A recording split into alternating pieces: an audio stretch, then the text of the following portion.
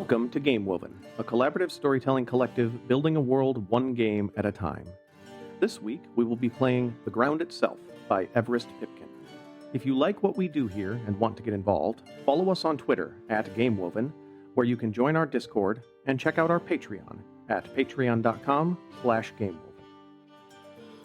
Welcome to the Game Woven podcast, an actual play storytelling experiment where we build a setting one game at a time.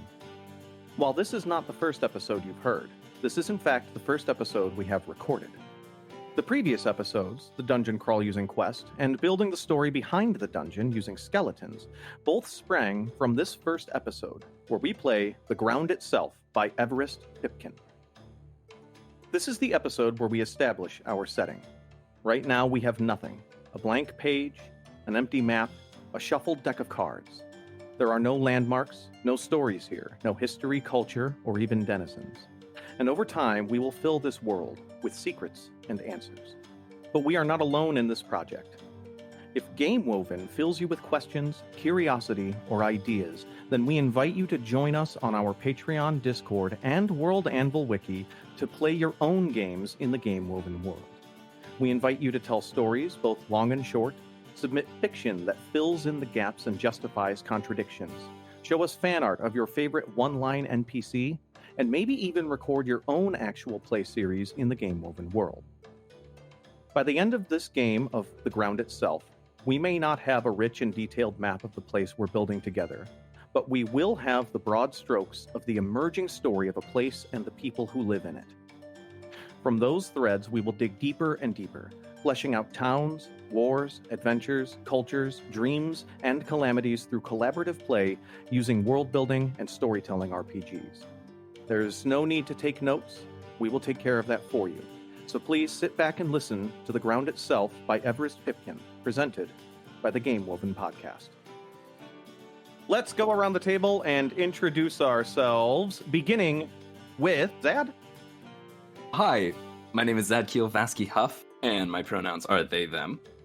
Find me on Twitter at Zadkiel in green, Zadkiel in green, and you can find me on a number of different shows, including and especially this one, where I am the creative coordinator, which means I get to name the episodes.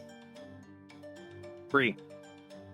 Hi, I'm Brianna Jean. My pronouns are she, her. You can find me at Brianna Jeans on Twitter. I am the editor of probably too many things for one person to edit, but it's fine. Lex. Howdy, hey, it's me, call me they, aka Woods with a Gun, aka Lex Olden, and my pronouns are they, them. You can find me doing way too many things on way too many websites. Rob. I'm Rob, also known as Rob B. Rolling, which you can follow if you like to watch people lurk. My pronouns are he, him. I'm the treasurer and moderator of the Discord, and I'm the one who they have to turn the audio down because I'm too loud. Yeah, you're not the only one, but yeah. I've never been loud a day in my life. No! I don't even know what that word means. I don't know the meaning of the word. And I'm TT Benjamin, pronouns he, him. You can find me on Twitter at TTBenjamin1, and I am your showrunner for Game Woven. Before we actually get started, I wanted to read this beautiful intro from Everest about the game itself. This is gorgeous. Everest isn't here presently, but one of kind of our guiding principles is that the creator of the game is a guest at the table, so I wanted Everest's words to kind of guide us through the beginning of this. This is a game about places over time. Think about places that have been important to you. Your childhood fort under the rosebush, your first apartment, the one with the view, the town where your grandmother spent her last few years. Or think about places that have been or will be important to others. A city-state in revolt, an ant colony, a generation ship 400 centuries into its voyage towards another star. Although there may be times during the game when we are compelled to widen or narrow our focus, this is not possible for us. The story we are building is about this place, this field, this star, this city, this tree, this crossroad. No matter how we feel about our characters, if they leave our frame, we may not follow. Our camera is anchored to our place and may not pivot or stray. Remember that places have memory. that what has happened here is always, in some small or big way, written into the walls, the stones, or the future of the people who continue to live here. Fundamentally, this is a game about the echoes and traces we leave for others after we are gone. Ugh, it's too good. Genuinely, the thing that I hate most about the principle of the game's author as a player at the table that I wrote is that I read something like this and it's like, hey, you don't get to tell me where you put the camera. And I'm wrong. I did this to me. We did Yes. this. Jesus.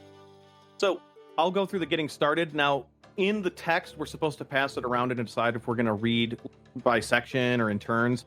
For this, we've decided on a facilitator. That's going to be me, and I will be backed up by Rob and Bree, who Rob is a far more put together individual than I am, and Bree has done this recently. So that's just I've got Recently. recently. Clear the tabletop of extra clutter and gather a deck of cards. A 6-sided die, a coin, a piece of paper, and a pen or pencil. We won't be using pen or pencil, but we will have someone taking notes. We won't use the coin, but we will use an X card. I'll explain that later. Separate the cards into 2 stacks, one of faces, jacks, queens, kings, which I have done, and one into numbers, aces through 10s. I have done that. Remove jokers. For some reason, there were 6 jokers in the deck of cards I picked. That was weird. All of them were me. I'm sorry.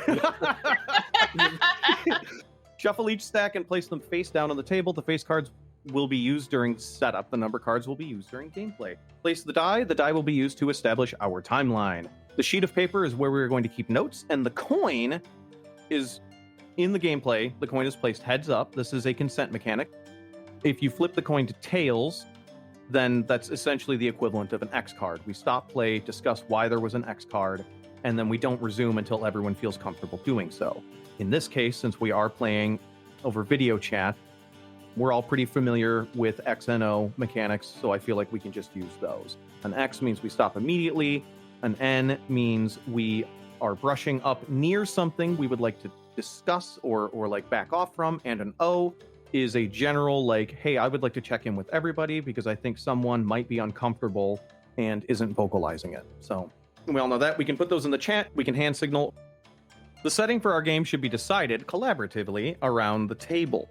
So what we're going to do is we are going to kind of suggest a pitch, and then everyone will kind of go around and add something to that. I think generally off camera, we've sort of vaguely decided on a fantasy setting, right? Mm-hmm. So the whole game woven concept is going to take place on likely just an isolated fantasy continent. So we'll start with isolated fantasy continent. Would anyone like to yes and on top of that while we get a few little things hammered out? I love me a good big fantasy city, but I kind of like the idea of focusing on more like a sprawling countryside, right? Like minimal Yeah. population, small communities, maybe. I was going to say that is, I'm interested even just in starting with a more pastoral fantasy setting. Ooh. Yeah, like the sort of place that your wander home heroes would come out of, or perhaps be passing through. You know, you go off to the one side and there's the Deadlands, you go off to the other side and there's the big Magitech city. But this is, I want to say, central to, like, heartland of the continent, away from major... Maybe not necessarily a heartland, but, like, not a crossroads necessarily. This is... Liminal? Very liminal. This all sounds very like Like a between. like, ooh, Yeah. like Borderlands. The Borderlands. Borderland. Ooh, okay. 2 or 3 small towns that are connected via decently well-kept roads, but it's mostly like sprawling farmlands and forests. 2 of them that are connected by relatively well-maintained roads, and then a third one that you can get to on the river. Mm. Ooh, little river town. Love it. Yeah. I like that. Lex?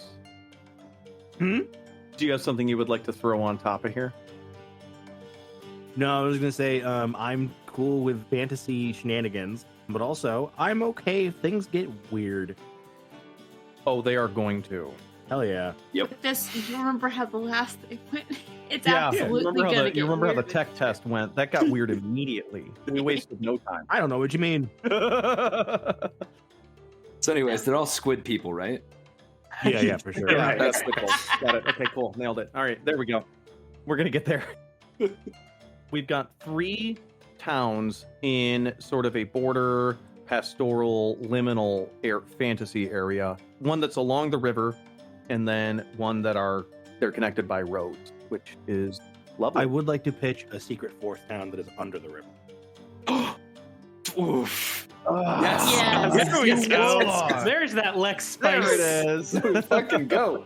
You can only get to it through this cave that no one really knows where to find unless you know where it is. Yeah. Okay. Or being able to go under rivers. Bassberg. Vasberg. Bassberg. Vasberg. Bassberg with a B. That's Bassberg. Okay. Establishing our place. Each player is dealt cards from the face card stack in a circle until no cards are left. We won't do that, but I do have it ready, so I'm just going to draw cards and tell you what they are when we go. Going in this same circle, each player sets down 1 card at a time and answers the question. They may read the questions first, etc. It's a little looser, but what we'll do is we're just going to go around with the face cards. These are our establishing questions about the place, and we are going to start with Bree. Bree, I have drawn the King of Diamond. Ooh, okay, here we go. Who or what is in power here? Is it a ruler, an apex predator, a series of laws that govern society, the weather? Who is in power, Bree? Small collection of towns that aren't really connected to anything. So I'll say the people with the most power and the most influence are the people who carry information and goods between these towns, because all they have is each other. Ooh. Like the travelers and merchants. Messengers and couriers are a big deal. Okay. Couriers and merchants. Because you piss off a courier, then that doesn't ever go well for you. It's just like the rule of never piss off the secretary. Love that. That's fantastic. All right, we're gonna go to. So the messengers and couriers are a big deal here, but is there like a formal government, or like kind of the? I don't know. What do y'all think? I mean, feels like they're probably pretty insular, right?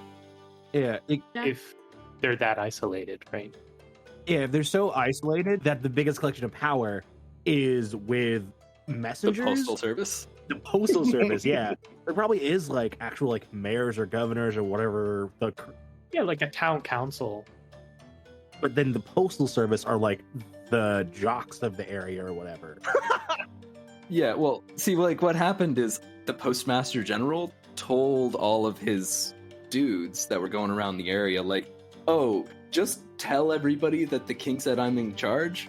And Oh, the messengers were like, wait, which king? And he was like, don't worry about it. Just tell them that they said that I'm in charge.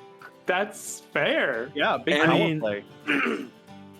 When you're the one controlling the communication, you have a lot of control over how things happen between these different cities. And I imagine, like, there are some written rules. I also imagine there's some unwritten rules.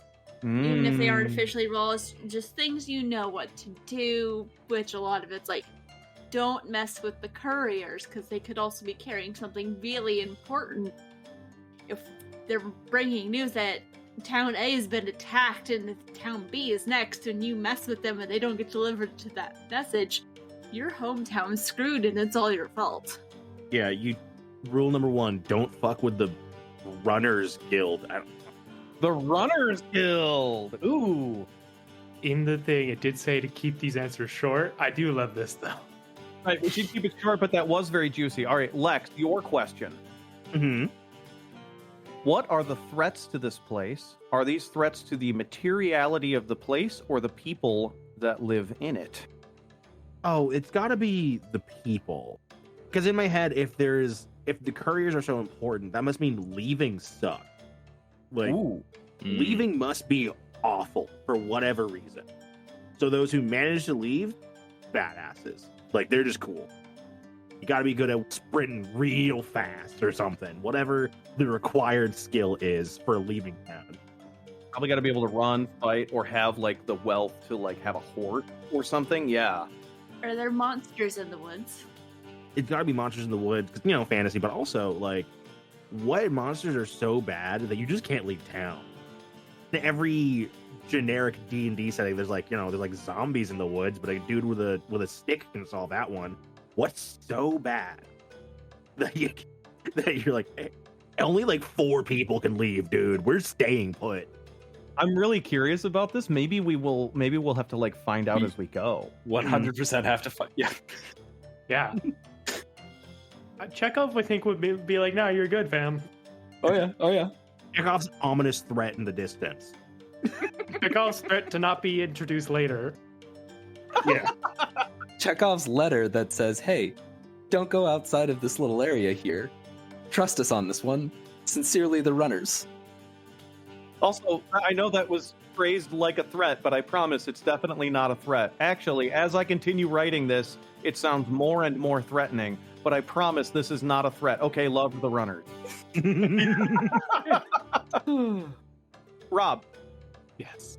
Oh, yes. Okay, the Queen of Hearts. Who or what, a person, landmark, or society, has been in this place the longest? How did they come to be here? Basically, a person, place, or thing has been here the longest. What is it? Let's say the river, because especially if traveling is such a big deal, rivers were the shit for traveling, right? In like lower tech society. So I'm imagining like we're working with like a Mississippi, like a huge, really important geographic landmark. This is how people get their food. This is how they get out of the region if they do. It's the linchpin to a lot of people surviving. It's a Nile situation. Yeah. Oh, yeah. Gotcha. All right, Zad, the Jack of Clubs. What was this place in the past? How long ago was that? In the past, this place was a battlefield. It was an ash heap. It was the graveyard of army after army.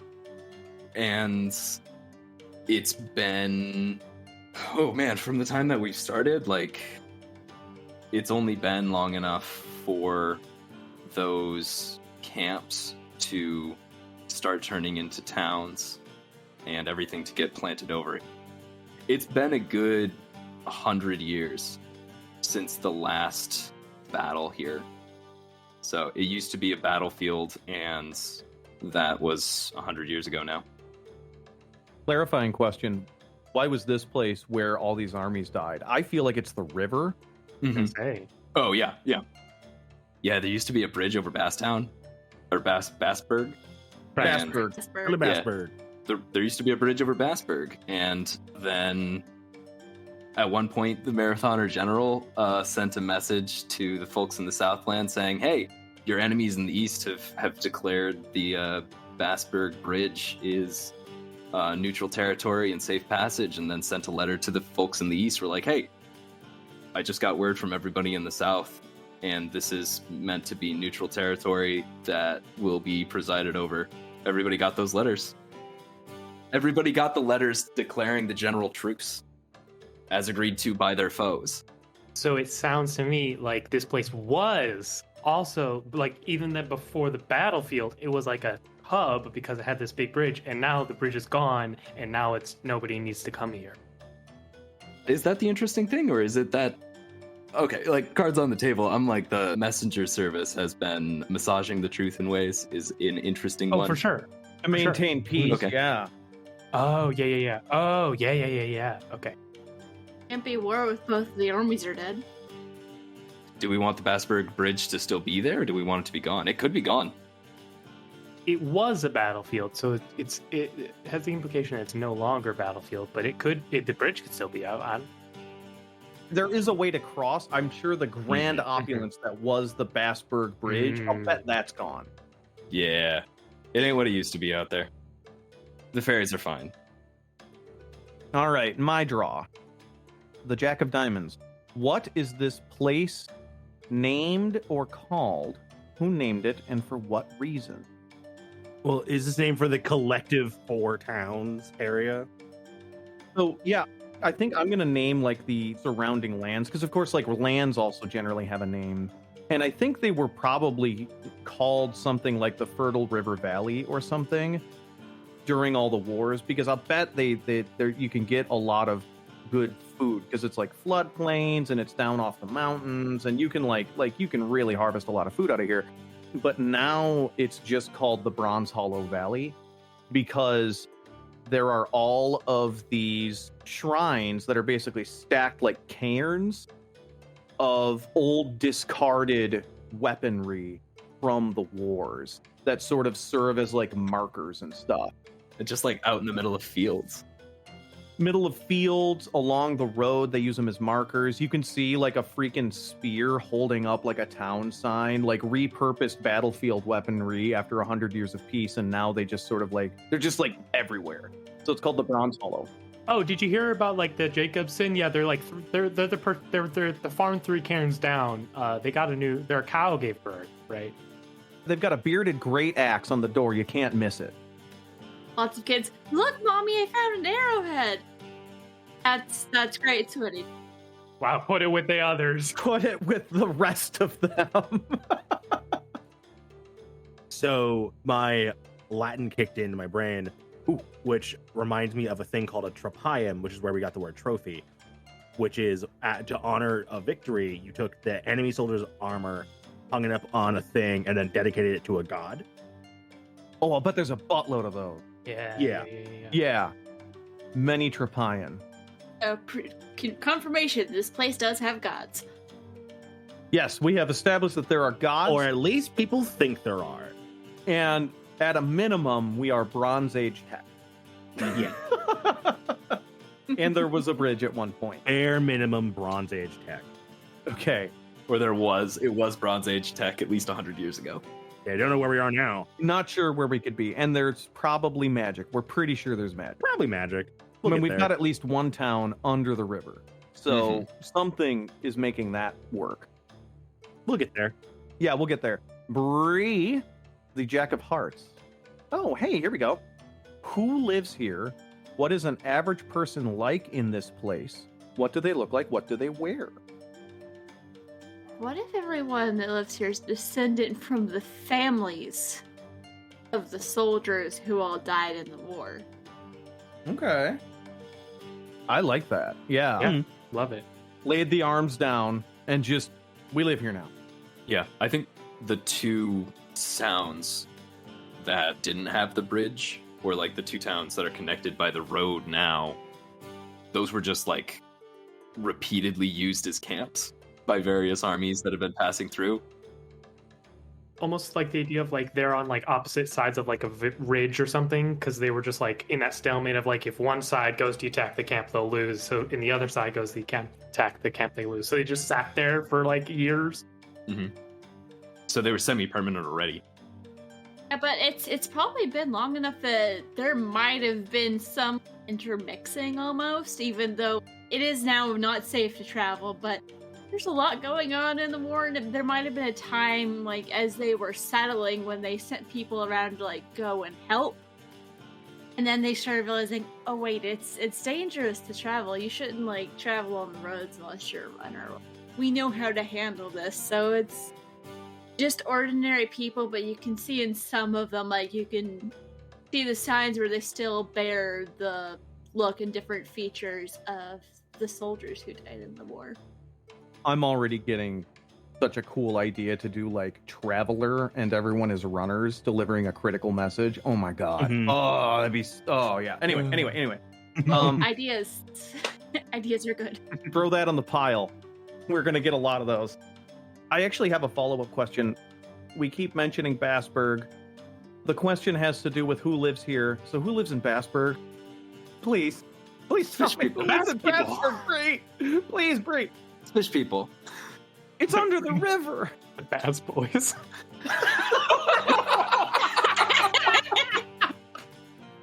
Under the river in the town of Bassburg lives a people that have not been seen by anyone walking the surface aside from those who have gotten lost. Ooh. No one knows where they came from or how long they've been there. All they know is just they're definitely different.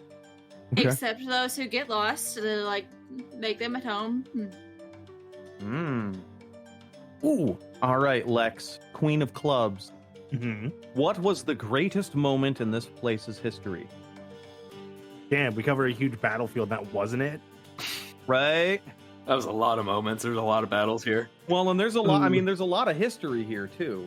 You know. Yeah. We just have weapons lying around everywhere, right? Everywhere. Just everywhere.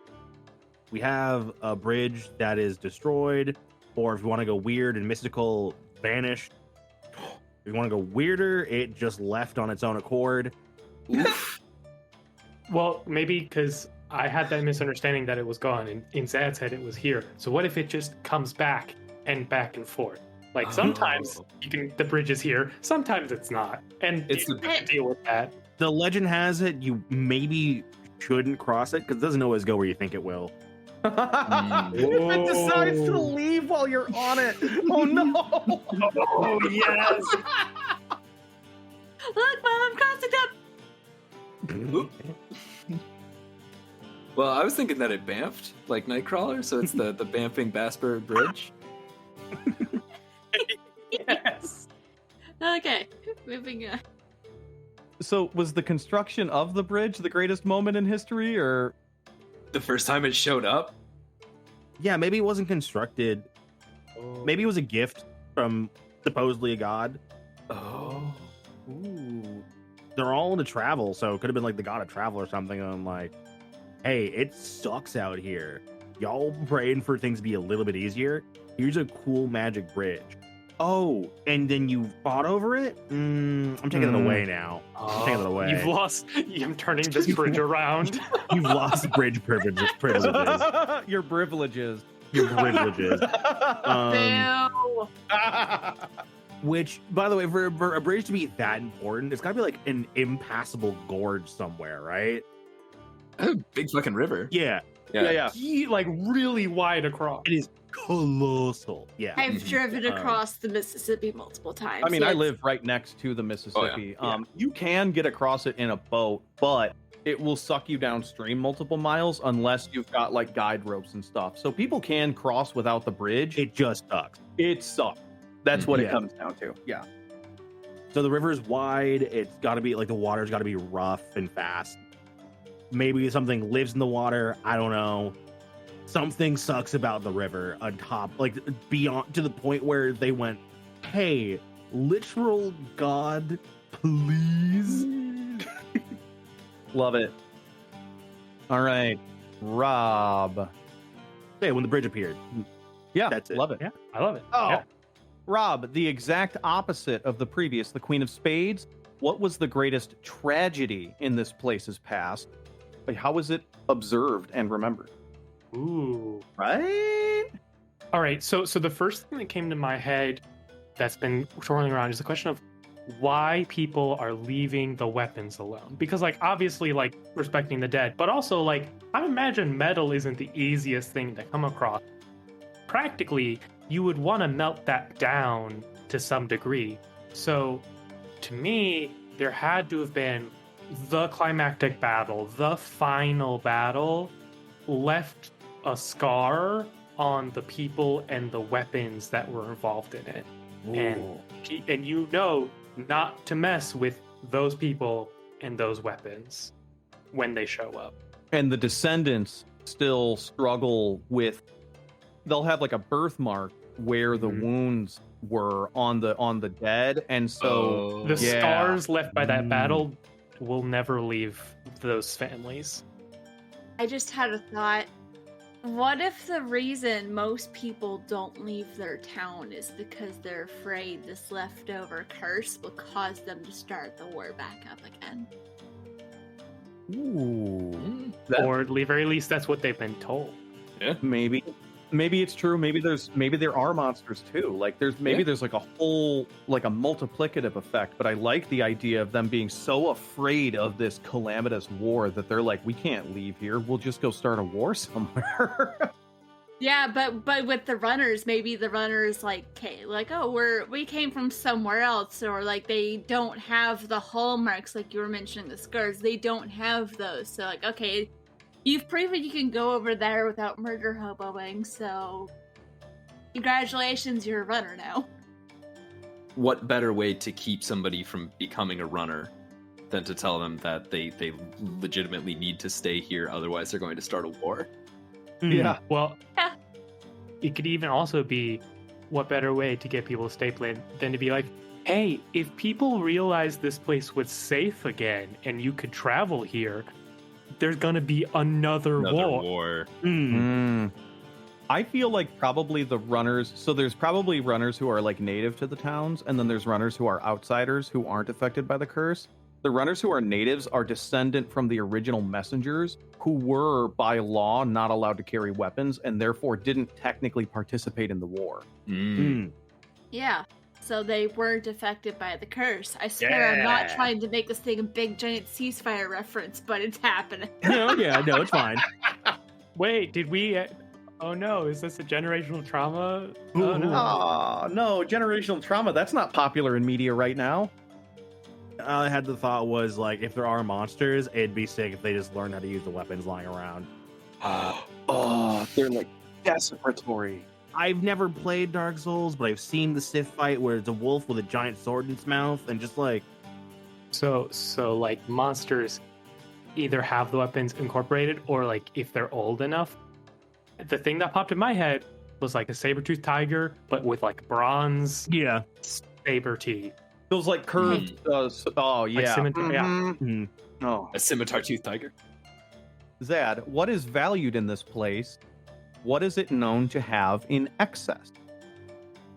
People from the Bronze Hollow Valley, the thing that they truly value is just having a simple way of life. Not even just like a simple way of life, but like the honest living that they are able to do. They value their culture and their festivals that they have. They value taking in the harvest and just not having their shit disrupted by outsiders. And so tradition, I think, is the thing that is really valued. What was the second part of that? What is this place known to have in abundance? So we've established this is very fertile land, and we've established that there's lots of old discarded weapons. Anything else? Access to other parts of the world. By way of a raging river. True, yeah, but you can get across the river. Also, it's a major food exporter. you can pass the trials of the river. Yeah. I would say security, because not getting over the river. For that one specific town that's across, they have to get through the river. Oh yeah, coming to invade this place must suck. Right. Big time. 100%. Yeah, at this point, yeah. I kind of had a thought in mind, Zad, maybe a little yes and, maybe a clarifying question. Like, time has passed since the war, so the people that were alive during that final battle aren't alive anymore. Is there something keeping the tradition alive outside of just the people enjoying the tradition? I had in my head, because there's a curse, maybe that's, Yeah. you know? It's not even just that the people who the original bearers of the curse are passed on. It's that they passed it on to their kids, and their kids are now also gone. So the people who are still living there had their little warding ways to prevent the blood rage from setting in. Like they have superstitions and prohibitions against how often and when you should drink alcohol, or the little folk ways. And so much of it revolves around being prohibitions against violence or little ways that you keep things in order. People from this area put things in rows.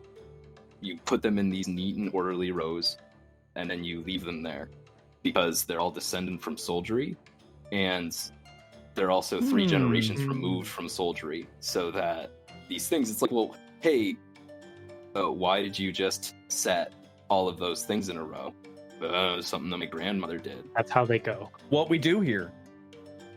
I have an additional question. If they have prohibitions against violence, do they even hunt, or are they primarily like vegetarian lifestyle? So, I had an idea to expand upon the curse, right? So there's the idea of like the scars are still there. So in moments of rage and anger, if these cursed people, if they succumb to that, they start to basically relive that family member's moments in the battle and just like lose them. So they like feel like they are in the middle of the battle. Right? Genetically transmitted PTSD. TSD. Oh my god. Oh, that's the worst. What have we done to these people? I knew it wouldn't stay cheery very long. They don't even have very much music. Or like their music is very soothing. It's all about calming, right? So it'd be all like very. Soothing and very orderly, very repetitive. These people got lo-fi to be steady and relaxed too. From a D&D perspective, they're all monks trying their hardest to not be barbarian. Yeah. and so that would mean that there would be like subset of the population that either are like the outsiders who can hunt without worrying about the curse, or are like, oh, though you don't talk to them. Those are the people who hunt, and if you talk to them, they might just punch you, right? Like they might attack you because these are the people who are like living on the edge of their curse for the betterment of the town. Ooh, there's probably people that do that. And there's probably trappers, because I bet you like the trappers are able to go out, set traps, and get small game and stuff without necessarily compromising themselves, because it's more dispassionate that way. But I'll bet you they mostly do, like, I'll bet meat is for festivals, and otherwise they mostly do grown foods, vegetables and stuff. This also makes me think that this is a society that really values law, trials, and reason, because if you can't solve things with violence, you need to solve things with usually reason and law. I'll bet you massive amounts of things that would get someone heated are handled very ritualistically. I'm thinking probably arranged marriages are very heavy here, because expressions of passions are the way to outbursts of anger. So my question, are runners the ones who are immune to this curse so they can go freely, or are they the ones who are predisposed and they're sent to be runners to get them out of the town? I feel like people who are predisposed just get kicked out of the town towards the forest side where all the monsters are. Yeah. Just figured I'd ask as an alternate. I mean, there might be some hunters that like try their hand at running, but I'll bet you being a runner is way riskier than hunting, and so they usually don't last very long. But yeah, I like the idea of there are some jobs where you have to really live on the edge, and that even though that's for the good of the community, you're sort of a pariah. I think that's really sad too. Damn it. What are we doing to these people? Whoopsies! Let's keep going. We can give them some things to be happy about and hopefully not ruin it. Some joy, please.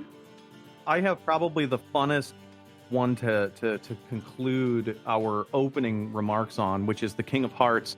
What stories are told in or about this place? Does it have legends or myths? Does it have religion? Stories, don't go there. Haunted, bad. Legends or myths? Yes, very many of them. Does it have religion? Oh boy, does it have religion.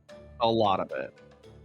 Just about. I don't want to say it's like they practice through superstition, but I feel like they have little tiny rituals for basically almost every daily task. Right, like we just like putting everything in a row. They probably like tap the door 3 times before they go in, or like just these little sorts of things that you do. Say a little prayer right before you pick the corn, or like You not going through every single door frame so that you don't startle the people inside the room. yeah. It's common to wear a small bell on your left shoe for the same reason. Specifically the left one. Yep. Yeah. And also, I imagine like, being very cognizant of social status, like respecting elders as like a pass down of military rank of like, oh, this is my father, this is my parent, this is a runner. This is like these people who have like status and are important. And I have an answer for why specifically the left shoe. Are you ready for it? They're Yes, descendant from the military, and so when you march, you always step off with your left foot. So you put the bell on your left shoe because that's the foot you start with. God damn it. Yeah, you do. With the religion, I almost think they either like have or have made their own goddess of like peace and order and tranquility. So Whether or not this is an actual goddess or just someone that they made up or someone that they believe is the goddess of that, they firmly worship this person. yeah, so that's the This is- question. Because like we've established there's a god of travel who has to be at least acknowledged because there's the bridge. It sounds to me less like a worship of a deity. It's just like their beliefs, and then there is also a pantheon of gods that you may or may not worship in addition to. But I also like the idea of a new deity or like a new interpretation of a deity that these people have placed all these things under. Yeah. Now, are the god of peace and god of travel two separate ones, or are they one god with multiple things? So that happens in different places, right? Fair, true. I think I'm really interested in diving in on the deities. I don't know. I think the god of travel is very heavy here. I think the curse, both the bridge and I think the curse is related in some way to the god of travel because this curse is heavily is all about restriction and staying put. So this is like kind of a travel curse and kind of a Right. repression curse. Mhm. There might be like a peace deity or something, or they may have just sort of made this figment up. Mm-hmm. I think we plan on doing like a deities episode later on. And so now we've definitely got to start. There's definitely at least one god. That Yes. god is of travel, and there's probably a peace god. The god of travel is probably a dick. We can just at least say that right now there's a local deity that like all of these practices are attributed to them. I like that. Yeah, great. So that is going to conclude kind of our opening. I feel like we really, really have a sense for this place. Pretty magical. I did want to say one thing about the fourth underwater village we made, or under river. I don't know if it's underwater or under the river. We'll figure that out. Bree said something about when people become really susceptible, they get kicked out. Well, what if Oh. some of them, Yeah. Fourth place is where they all end up. has every single one of them, without fail, without realizing it, ends up getting lost in the woods, finds the cave, and finds their way down to Bassburg. Hmm. Down to Bassburg Town, down to Bassburg Town. Other people have gotten lost and never found it. People have gone looking for it, never found it. But if you are starting to give in, and you get lost in the woods every single time without fail. I love it. But what the fuck is going on down in Bassburg? We'll have to see. We'll find out next week on Game Woven. Thank you for listening to Game Woven. Please give us a follow on Twitter at Game Woven, join the Discord, support us on Patreon, and consider leaving us a review on Apple, Spotify, or whatever host you normally use. This week's episode featured me, TT Benjamin, at TT Benjamin1 on Twitter. Lex at Call Me They on Twitter, that's call_me_they. Brianna at Brianna Jeans on Twitter. Zad at Zadkiel in Green, that's Zadkiel in Green on Twitter. And Rob at Rob B. Rolling on Twitter.